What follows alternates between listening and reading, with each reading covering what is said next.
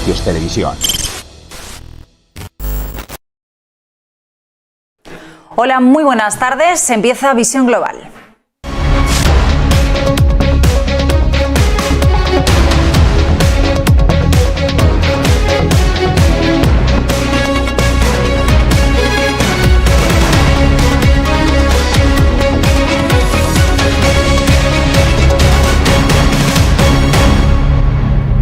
Rápido vistazo a lo que ha sucedido en los mercados europeos y a lo que sigue sucediendo en Estados Unidos con la sesión abierta. De momento, lo que nos deja la sesión europea es una sesión de alzas, de recuperación tras las caídas que veíamos ayer, en un compás de espera ante la posibilidad de que se materialicen o no los riesgos que vienen de China y desde su sector inmobiliario con Evergrande, y sobre todo con la mirada puesta en mañana, en lo que nos diga Jerome Powell, el presidente de la Fed, a partir de las 8 y 8:30 de la tarde, hora española. De momento, como decía, cierre en positivo con un IBEX 35 que ha subido hoy un 1,16% hasta los 8.756 puntos, y con alzas que se han mantenido en el entorno del 1,6% en todas las plazas europeas.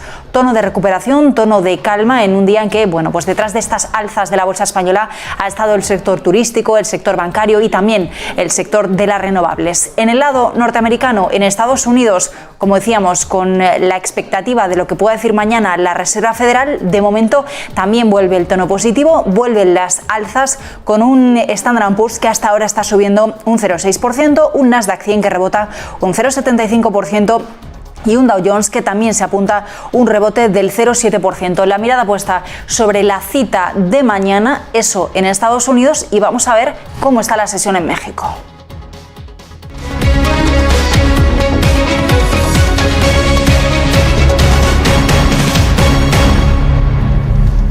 Estamos como cada tarde con nuestro compañero, con José Ricardo Rangel. Muy buenas tardes, José Ricardo. Cuéntanos cómo están los mercados en México, a ver si allí también hoy se está recuperando algo de terreno y si están llegando también esos miedos que comentábamos en Europa.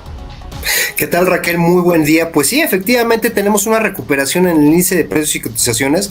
Recordemos que este índice pues engloba las principales empresas con bursatilidad en México, y vaya, estamos en ligeramente a la alza, 0,07%. Les comparto rapidísimamente la pantalla con estos datos, y la parte sobre todo de los commodities, la parte de la construcción, pues vaya, ligera recuperación. Tenemos aquí el caso de Cemex. Recordemos que ayer Cemex cayó casi 4,5%, y bueno, aquí el gráfico tenemos, estamos analizándolo por frecuencia relativa, ya está marcando una sobrecompra.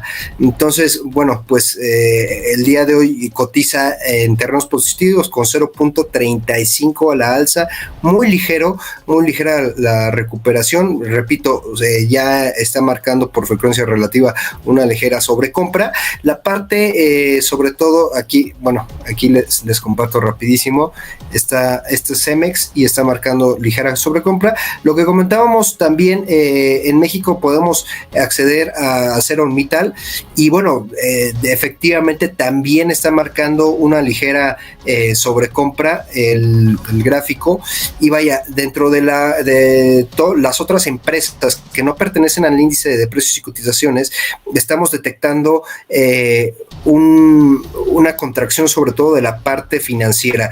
Value, que es una casa de bolsa aquí en México, regiomontana, está marcando 5,95 a la baja. Gentera, una financiera, grupo financiero mexicano, 4,29 a la baja. Y vaya, la parte de consumo, Soriana, unas tiendas que de conveniencia aquí en México, perdón, no departamentales, sino de consumo, pues vaya, de retail, marcan 3,16 a la baja. Y vaya, vamos con los datos y con nuestro invitado, por favor, Raquel. Vamos a nuestro invitado también conectado, José Ricardo. Hoy vamos a hablar con Gerardo Herrera, director de comunicación de Rismatrix Financial Institute, y vamos a hablar sobre los últimos datos sobre la economía mexicana, sobre los datos de PBI. Gerardo, muy buenas tardes. Cuéntanos cuál es la actualización, cómo está en este momento la economía mexicana. Bien, un gran saludo a España, buenas tardes España, buenos días en México. La economía mexicana, como casi todas las economías del mundo, está en un proceso de recuperación, pero como lo hemos discutido, se ha discutido alrededor del mundo, esta recuperación tiene un efecto colateral, o como decimos en México, tiene un costo. Alguien tiene que pagar por la cena, como decimos aquí coloquialmente, y el costo está siendo la inflación. La inflación en México, como en muchas partes del mundo, como la gente de producción en un momento compartirá en pantalla, la inflación a partir de marzo del 2021 se empezó a ir para arriba. México traía unos niveles de inflación entre 4.5, la meta de nuestro Banco Central era entre 3 y 4%, meta que obviamente es irrealizable este año. A partir de marzo del 2021 empieza a subir la inflación. Para prácticamente abril ya teníamos una inflación de 6.08, ya ha ido amainando, manteniéndose niveles de 5.89, 5.88, y el último dato, el de agosto, fue 5.59. Entonces sigue siendo una inflación alta, como decía, muy por encima de la meta del Banco Central, que es entre 3 y 4%. La mayor parte de los analistas piensan que México va a cerrar con una inflación entre 6, tal vez un poquito más de 6.06, que es la más alta que México ha registrado prácticamente en 15 años, casi 15 años, tal vez un poquito más. Entonces, recordemos que pues la inflación es un fenómeno generalizado en todas las economías que están recuperando y que plantea ciertas señales amarillas, porque obviamente podemos recordar que la inflación lo que hace es como este impuesto invisible. Sí, la inflación lo que hace es que lo que yo gano me alcanza para menos productos, ¿sí? Entonces, sí, es una buena señal la recuperación de la economía mexicana. Se espera que la economía mexicana se recupere este año alrededor del 6%. Entonces, se piensa que vamos a estar en un 6% de crecimiento, un 6% de inflación, y algunos analistas piensan que el otro 6% de la triada sería la tasa de interés. En estos momentos la tasa de interés de referencia del Banco Central está en 4.25. Realmente se ve muy difícil que cerráramos con una tasa de interés del 6%, por lo menos de aquí a finales de año. La próxima semana, el 30 de septiembre, el Banco de México, nuestro Banco Central, tendrá su siguiente reunión, y el consenso de los analistas es que aun cuando la inflación ha aminorado un poco, dada esa brecha que existe entre la tasa de referencia de 4.25 y una inflación registrada de 5.59, el Banco Central tiene que subir la tasa de referencia, por lo menos unos 25 puntos base. Hay algunos analistas que piensan que podría ser incluso 50 puntos base. Personalmente creo que se va a mover en un movimiento de 25 puntos base y posiblemente antes de que termine el año otro movimiento de 25 puntos base. Entonces terminaríamos con una inflación de alrededor del 6% y posiblemente una tasa de referencia del Banco Central entre 4.75 y 5%. Entonces, al igual que muchas economías en la región, al igual que muchas economías en el mundo, esta está haciendo una recuperación que trae como colateral una inflación elevada. La gran pregunta que todo el mundo se hace aquí, como en muchas partes del mundo, es si esta inflación pues es simplemente el efecto de este rebote, de este efecto látigo de la recuperación económica después de un shock como fue el 2020, o si podría convertirse en una inflación estructuralmente alta. Esa es la pregunta, esa es la discusión. Se está discutiendo eso no solo en México. La visión de la Fed es que la inflación alta que también tienen los norteamericanos es pasajera, es parte de este ajuste de la recuperación. El tiempo irá. Mañana tenemos, como efectivamente se ha mencionado, la siguiente reunión de la Fed, donde se esperan anuncios importantes que podrían darnos algunos visos, algunas señales de cómo ve el principal banco central del mundo, la Reserva Federal, el fenómeno de la inflación. Oye, Gerardo, sería la segunda vez que nuestro Banco Central decide incrementar la tasa de referencia, ¿verdad? Sí, de hecho, más bien sería ya la tercera vez prácticamente. Bueno, sí, en este año sería la segunda vez, de 4.25 a 4.50 en un momento dado. En un momento se había comentado, José Ricardo, el año pasado que podrían bajarla por debajo del nivel de 4%, ¿sí?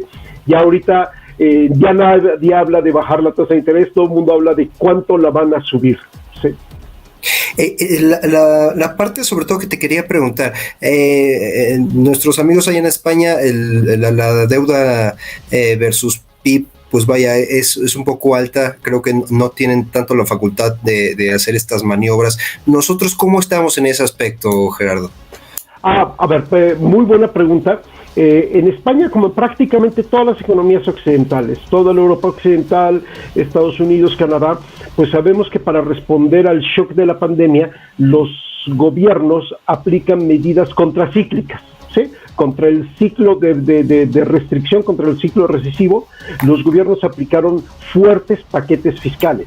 Ahora, este gasto era pues fundamentalmente dinero que no tenían, se endeudaron y efectivamente todas las economías europeas se endeudaron prácticamente arriba de los niveles del 100% o alrededor del 100% del PIB. México en estos momentos anda en un nivel de 55-57%, sí se va a elevar por un efecto natural de crecimiento de la deuda por el tipo de cambio.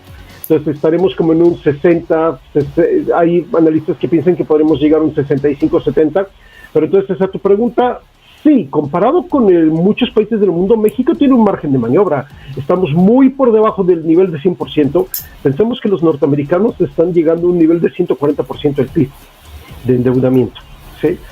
México está a la mitad de eso, pero es conveniente recordar que ha sido una decisión de política económica de la actual administración no utilizar incentivos fiscales para reactivar la economía, ¿sí? Prácticamente toda la apuesta de la reactivación económica es el sector externo, el comercio con la región del Tratado de Libre Comercio con Estados Unidos y con Canadá. Dada la fortaleza de la recuperación norteamericana, eso se ha traducido en una buena recuperación en México de casi un 6% se espera este año, pero entonces esa recuperación está siendo inducida por el sector externo, no por el consumo privado, no por la inversión fija bruta nacional, que de hecho acaba de descender un poco, y no por el gasto del gobierno, que además tiene como una fuerte e importante mantra o principio regidor, es la austeridad. De hecho, en medio de la crisis, el gobierno mexicano ha gastado menos que el año anterior, cuando todos los países del mundo han gastado considerablemente más, particularmente en los últimos 12 meses. Entonces, sí tenemos margen, José Ricardo, pero eso no significa que el actual gobierno lo va a aprovechar, porque ahí es una cuestión prácticamente de principios para ellos. No se va a utilizar política fiscal, no se van a usar políticas contracíclicas para reactivar la economía. México cayó el año pasado 8.5%. Este año va a recuperarse 6%, gracias al sector externo. Si eso le hubieras añadido una política contracíclica de gasto fiscal, México podría, como algún país de Latinoamérica, por ejemplo Colombia, recuperar este año todo lo que perdió el año pasado. Pero ese no va a ser el caso. Esto sí creo que es bueno comentarlo. México va a terminar de recuperar los efectos de la crisis por la pandemia hasta el año 2022. Y la administración actual, el actual gobierno, ya lo reconoció. México no va a crecer realmente sino hasta el año 2023. Oye, Gerardo, esto es importantísimo, sobre todo la parte de la inversión fija bruta. Bueno, estamos dependiendo directamente de las exportaciones. ¿Cómo crees que pudiera afectar este incremento de la tasa, sobre todo a las pymes que pues han estado muy frenadas en la parte de financiamiento y de recuperación? ¿Podría haber algún efecto ahí negativo? Es buena pregunta. Yo te diría, las tasas en México siguen altas a pesar de que el Banco Central había bajado las tasas considerablemente. Para que nuestros amigos en España tengan una idea, pre-pandemia, o sea, 2019, la tasa de interés de referencia en México del Banco Central andaba en 8.25, ¿sí? Y a partir del último año y medio, y para apoyar la recuperación económica, el Banco Central realizó varios recortes muy fuertes para llegar a un nivel de 4%, ¿sí? Que ahorita se está revirtiendo. Pero entonces el Banco Central mexicano pasó de 8.25 a 4% prácticamente en año y medio aproximadamente.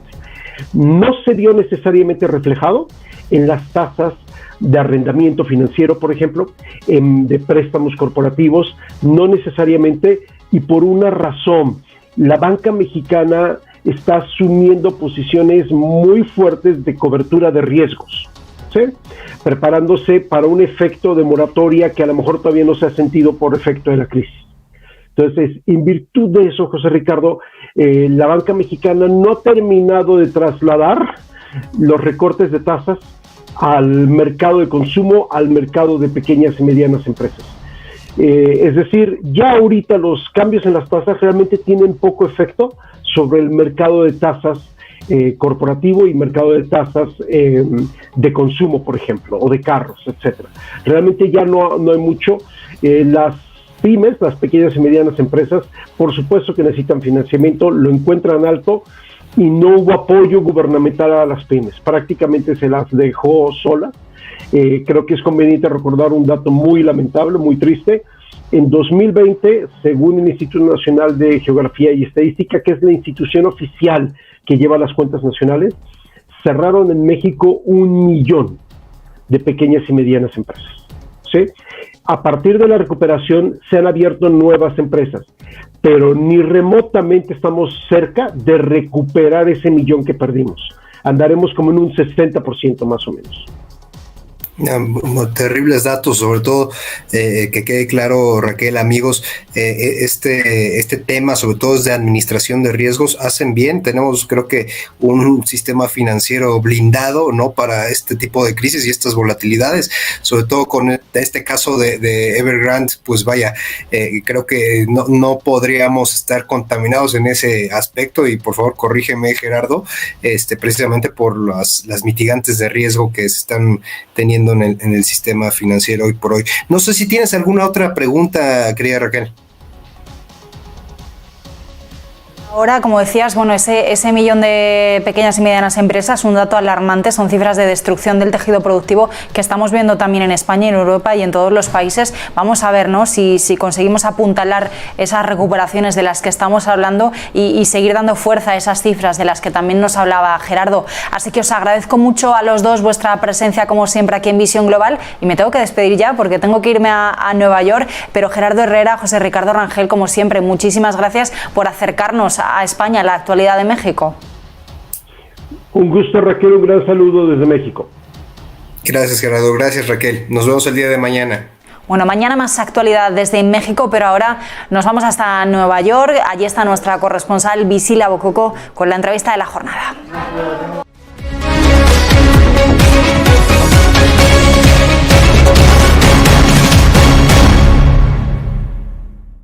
Welcome to Negocios with Visila Bococo. I'm extremely happy because today we're going to speak about Spanish. We're going to speak about the language of Spanish here with Dana Radeca.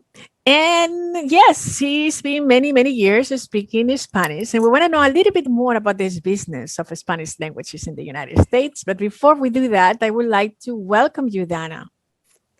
Oh, pues mucho gusto. Bueno, mucho gusto de conocerte. Hello, Visila. It's such an honor and almost a privilege to be here. So thank you for inviting me. Yes, my name is Dana Radeca, and I'm a Spanish teacher, and recently started Sonrisa, which is a comprehensive digital Spanish language community for all of us who absolutely adore the Spanish language and the Hispanic literature and cultures worldwide. So that is in brief what I can say about it. But of course, we can speak a lot because speaking about Spanish, also like long time ago, I'm from Serbia. I studied Spanish and Spanish language and Hispanic literatures. I got a degree, and for a while I worked as a public relations consultant in el Instituto Cervantes de Belgrado in the Cervantes Institute. So that was an amazing experience because even then I realized that practically the Spanish language will always be in demand. There are so many people who just love the language and who are craving to know more about the Hispanic cultures worldwide, the current trends. So I just wanted to join that group and be one of those who can help with my knowledge and with my experience. And in 2008, I got a green card on lottery, so I decided to move to New York City. And in the last 10 years, I've been teaching Spanish in one of the most recognized independent schools in New York City, such as the Brindley School, York Prep, and I currently teach courses at the Columbia University in New York City in collaboration with the ABC languages. To adults and children and all kind of students, right? That's a great question. Yes, first I was teaching middle and high school students. That was really nice experience because all my students immediately told me that they understand that they want to learn Spanish and speak Spanish because in the United States it's almost implied. The employers almost expect from you that you speak Spanish because that makes you more marketable and more successful in any industry. So they were really, truly wanted to learn Spanish. But in the last 3 years, I focused in teaching businessmen and businesswomen who would like to work with in Latin America and in Spain. Also people who would like to travel to and explore the culture, and also people who just love the language. As I said, there are a lot of people who have Spanish on their bucket list, and they just say, "This is my dream. I just want to learn Spanish." And what about you? You've been from Serbia. How did you get in touch with Spanish and why? That is such a wonderful question. People keep on asking me, do people speak Spanish in Serbia? Because they're confused. How come someone in Serbia speaks Spanish? Well, in Serbia, Spanish is, believe it or not, very popular. There are serious studies and a lot of students and people who seriously speak and study this language. I was one of them simply because I love the Spanish language and I am absolutely impressed and inspired by the Hispanic cultures worldwide. So that was the main reason. And then I got the opportunity to learn more, to travel to Spain, to Mexico, Latin America, Peru, and I got more familiar. And tell me something. Why the name of the company is Sonrisa, and what Sonrisa does? Sonrisa, first of all, is a beautiful word. It means smile in Spanish. And in my opinion, bringing a positive energy in anything you do is a game changer. So that is actually the message. And especially in learning languages, any foreign language, learning it is a process, sometimes very demanding process. And we're all busy. I teach adults in private and group classes. So first of all, in Sonrisa, we bring a lot of joy and a lot of fun in learning the Spanish language. That keeps people motivated. And if they're motivated and if they're sure that they can succeed, they will do it. So, that is like one of the most important components and values that Sonrisa contributes or bring. And speaking about Sonrisa, Sonrisa is a comprehensive digital language community. What does it mean, actually? Comprehensive means that we teach Spanish within the context, cultural context, and by following the current trends in Latin America and in Spain. Because learning Spanish without a context is not easy. People like to travel, people like to work with people worldwide, around the world. And usually, even if they know how to communicate, they're not sure if that is appropriate, how the culture reacts, or what they exactly have to do. I completely understand that because I'm a language learner myself, so I find it as a really important component. So that input is, I would say, critical. And also we insist on connection with people who speak Spanish. Now it's much more easier because we are going digital, we are going global. So in our classes, we're literally connecting live with people from Peru, Mexico, Colombia. So our students have opportunity to discuss on current topics and on current issues and trends with people who are in those countries, which we simply cannot do easily in in-person teaching. Mm-hmm. And do you think that the Spanish language students are increasing in the United States since you've been here? You see the interest of the language also increasing in general? Absolutely. So first of all, just my own experience during the last year and a half, the number of students tremendously increased. The learning Spanish was in demand, so it was high demand to learn the language, and people realized that learning the language online is much easier, more comfortable. They don't need to travel. They can be whenever they want to be. So in one class, you can have a student who is in Florida, another one in Mexico, California, or New York City, and it's more affordable. On the other hand, I just want to make a good point that in our classes, we create the experience. So classes are much more dynamic, and they're a combination of audio-visual materials, online tools, conversation. We're using apps, we are using games, movies. So it makes a totally different experience. That is why I would say people are more interested and they keep on learning and studying Spanish. But I did a research. I just wanted to share something with you. So the most recent research that was published by the Cervantes Institute in 2020, Spanish in the World, says that the number of potential speakers has grown more than 30%, and the group of students as a foreign language has expanded by almost 60%. So the group of potential users of Spanish speakers exceeds 585 million. Wow. Which 5 million more than in 2019. We are currently waiting for the most recent studies from 2021, but that is just one number that shows us how rapidly everything is going. It's incredible. It's really incredible. The numbers speak by themselves. And just to conclude, what is the future of the digital education from your perspective? It's going to be a hybrid. We're going to go only to learn languages digitally. What is your perception, in your opinion? Well, I am completely sure that with this experience that we had last time, and especially in Sonrisa, we are entering a new era, which is going global.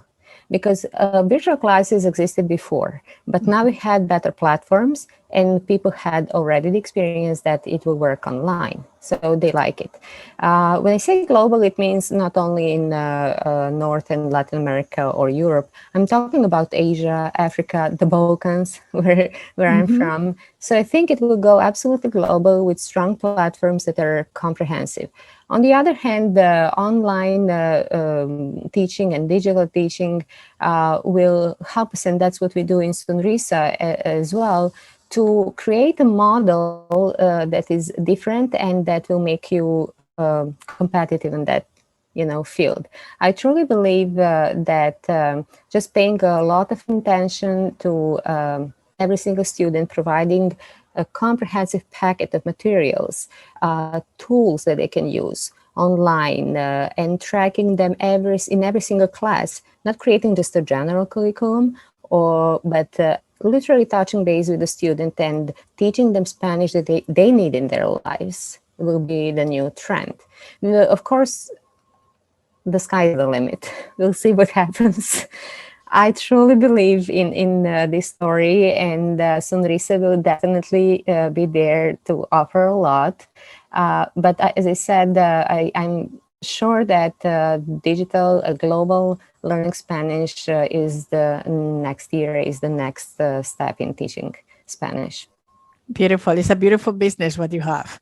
But I have one little question. You mentioned before that you are also a language learner. What is the advice that you will give to people who want to learn any language, not just Spanish, but any language, what is required? Thank you so much, Priscilla, for that question. People usually think that you have to have some specific skills, that you have to be predestined to learn foreign languages.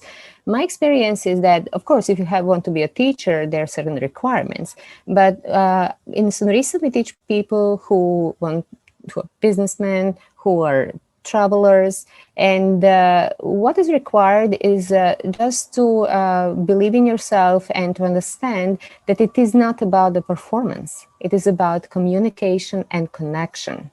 So we don't have to roll the R perfectly. It is not really the big mistake. We don't have to freeze if we miss the article. So start with just communicating, and then a little by little in Sonrisa, we will polish it and give you new tools. So what I think is really to feel comfortable in speaking Spanish, to enjoy it, because as I said, motivation and just trusting that you can do it is very important. And what helped me as well is just feeling the culture.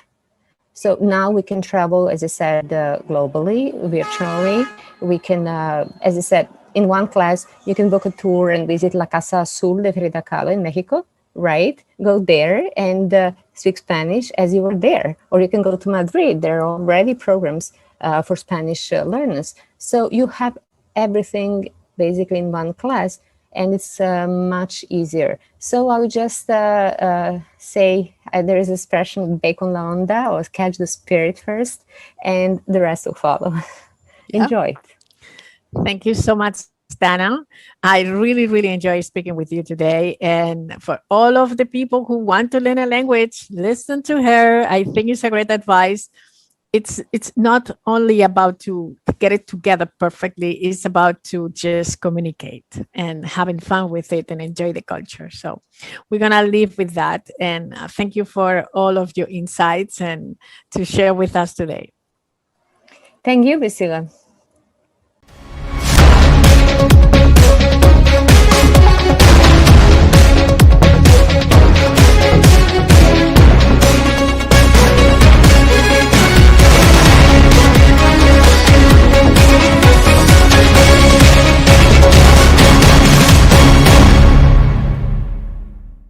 Cuando inviertes en bolsa, la confianza es lo más importante. En XTB somos líderes del mercado, regulados internacionalmente y con atención en español.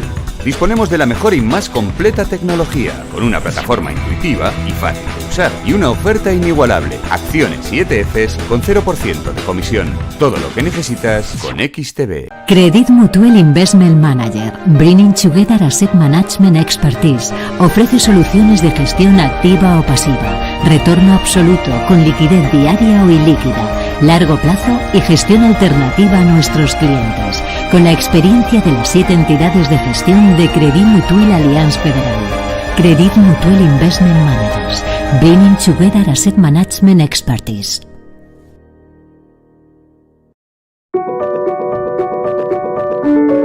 El mañana. ¿Cómo será el mañana? Una cosa es segura. El mañana será como sus inversiones.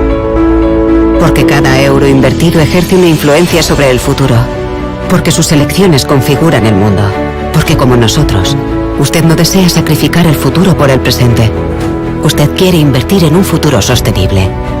En Candriam, creemos que el mañana no está prefijado. El mañana es una página en blanco. El mañana será un espejo de sus convicciones y sus responsabilidades. Porque el inversor del mañana es usted. Construyamos juntos un futuro sostenible.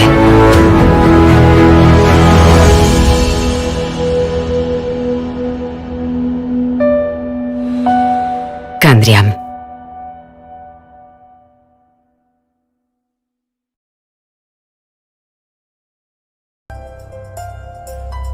En Arquia Banca nuestros clientes son lo primero. Por eso les ofrecemos soluciones de inversión personalizadas y adaptadas a su perfil de riesgo. Nuestro método: diseñamos una estrategia a largo plazo combinando fondos consolidados y diversificados tras realizar un exhaustivo análisis de los mercados y las tendencias globales. Arquia Banca, Cuidamos de su patrimonio como si fuese nuestro.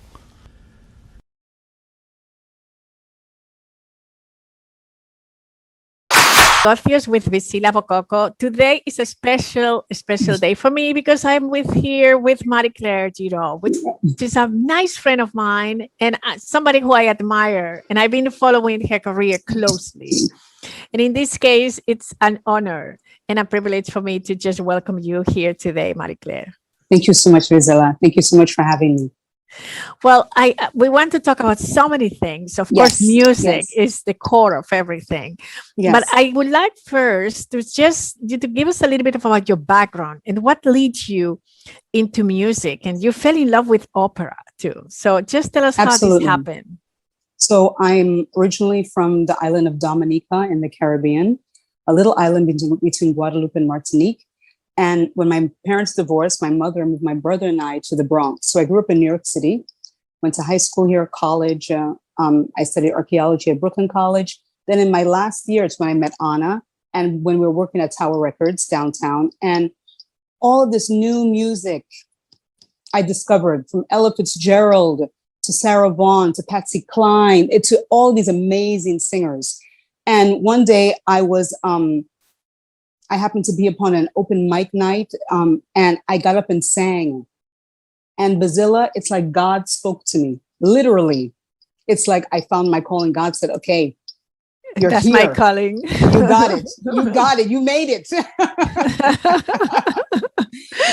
and from since that time, I have never looked back. And then Anna and I were living in Austin, Texas, and we were both working again at Tower Records, opened a store there. And I was able to get tickets to see Don Giovanni by Mozart.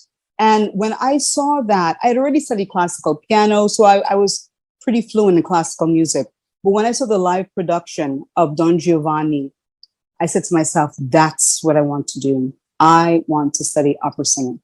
And I went to Rome, studied there, came back to New York, debuted at Carnegie Hall with the New York Grand Opera Company, and I basically never looked back. Lots of bumps along the road, but I've never looked back. And tell me, what means Girl Full of Gold? Girl Full of Gold is a take on the Van Eyck painting, The Girl with the Pearl Earring. Mm-hmm. And it's from a picture that a friend of mine took in Dominica. And it just had the very same kind of, the way that she's looking in that painting, but there was a gold light around it. So that's how I came up with the name Girl Full of Gold. I love that name. Isn't it fantastic? It just creates an image in your mind. Absolutely. Absolutely.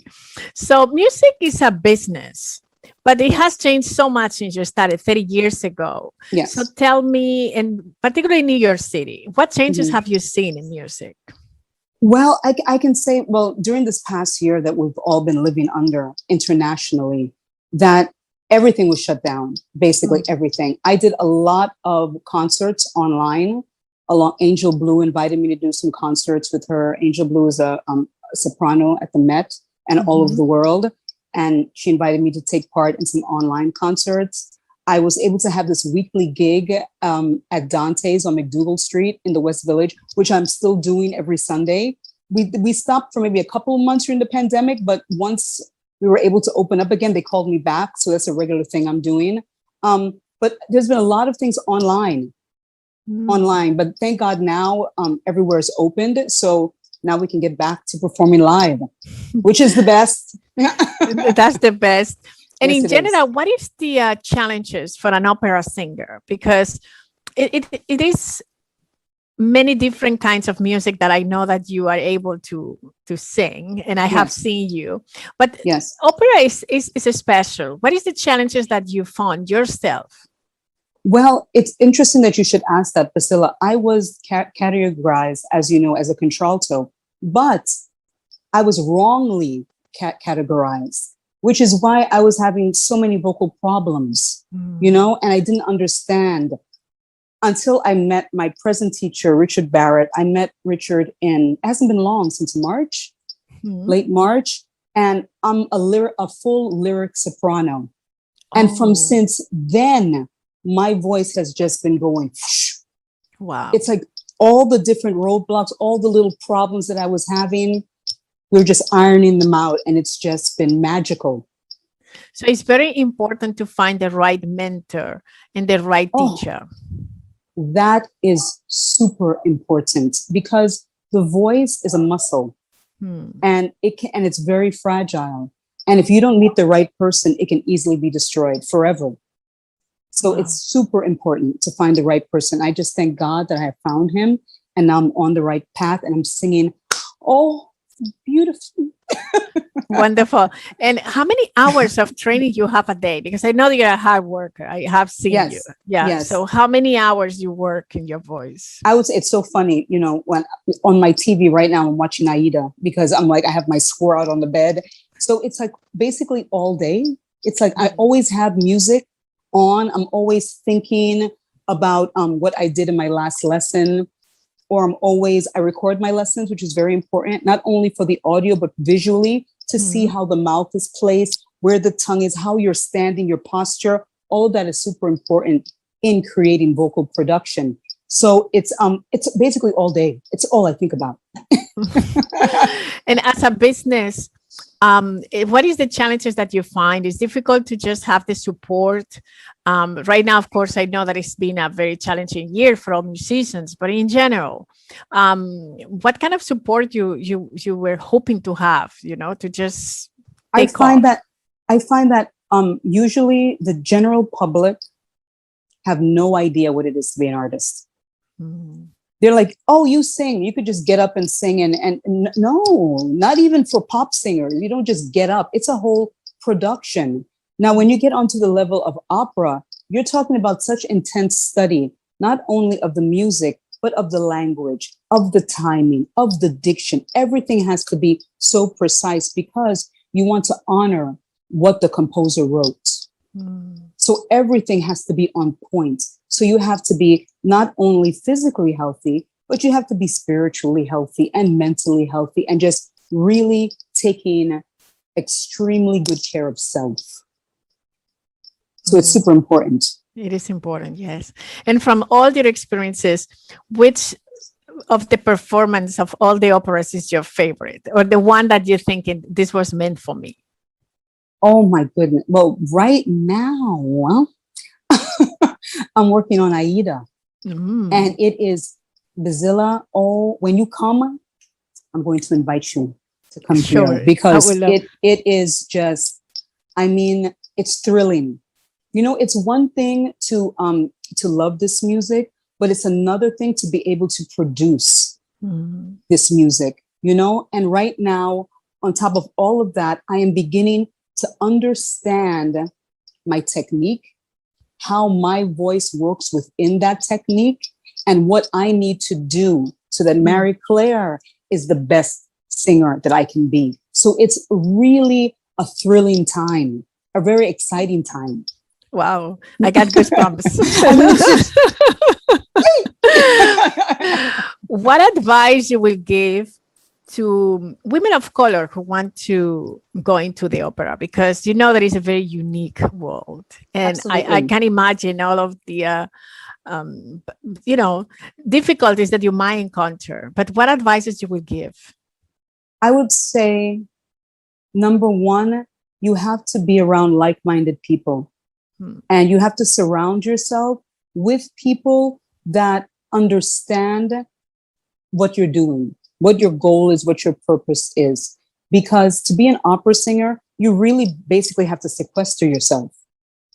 You have to live like a monk sometimes, you know, no talking, lots of rest, eat properly. So like-minded people, positive people, and never give up. If you know within yourself, you have what it takes, you can never give up. Because you never know in this world, right, that we're living in right now, where the opportunities lie. You just never know. So you can't ever give up. And and like my teacher, Richard Barrett says, don't skip the steps.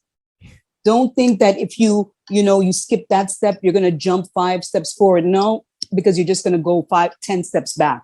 So take your time, be methodical.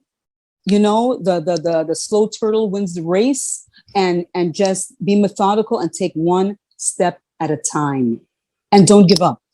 Absolutely.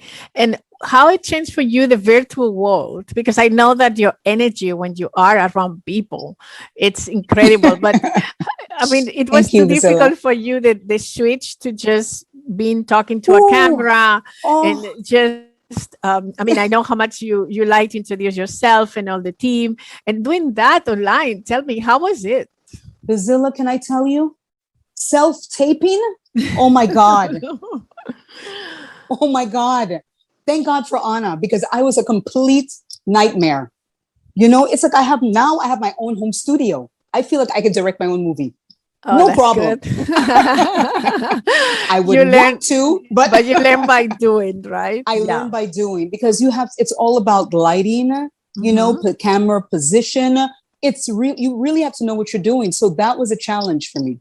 Wow. Yes. Self-taping. Yes. I mean, as a musician living in New York and knowing that the Met closed and so many places closed, economically, what keeps you going? Because I have here so many people that they have to move out of New York. They have to just find other ways of living. Right. So what keeps you going? Because I know it was not easy. It definitely was not easy, but thank God, my mom, we own the home. So that's a blessing. So we own the home that I live in. So when I did lose my job, I worked for NYC Parks. I'm able to collect unemployment. But even before that, when the offices closed, because I was an executive assistant at NYC Parks for one of the commissioners, they asked me if I would like to be a frontline worker and give out masks to underprivileged people on the streets of New York, like go to homeless areas, the youth. And that's what I did for a lot of it. For 8 months, I was a frontline worker, and I love that. I love people. So I loved engaging with people every day. And so we handed out masks, gloves, and hand sanitizers. Wow. So I did that, and I'm still collecting unemployment. So that keeps me going. And I just thank God. And what do you see the future of the opera? Do you think the new generations will also connect with it? How do you see it? Just to conclude, what is your vision about the opera world? You know, I think that the opera world and operas are extremely relevant, because when you break it down, where all of the operas, all of the characters are young people. Mimi and Rodolfo are not old. You know, Mimi's like 21, Rodolfo's 22. Practically all of them are young people. So I think if the operatic community took it from a whole different aspect, they could pull young people, a whole new generation that would love to hear this music. I mean, the music is glorious. Is it not, Bazilla? It is. I'm loving it. You know how much I love it, and how much I know. I love to be in the Met and living in a city like New York, where you are exposed to so many different possibilities every single day. It's a blessing. It's a blessing, definitely. Yes. Yeah. Yes.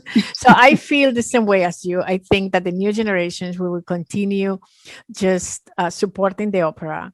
Yes. And opera will be back for sure. Absolutely. Absolutely. I believe it. Yes. So we wish you the best, Marie-Claire. And thank you so much for having me. Thank you also for your time and to bring that enthusiasm, because what we will be without music. Thanks to people like you. You make life so much better. And looking at what you have done online and listening to your music when the days were dark during this time. I mean, people like you make our life so much better. We have seen this all over the world, how people get into their windows and start singing, and how everybody feels better. So we thank you so much for that. Thank you so much, Bazilla. I greatly appreciate this time. Thank you.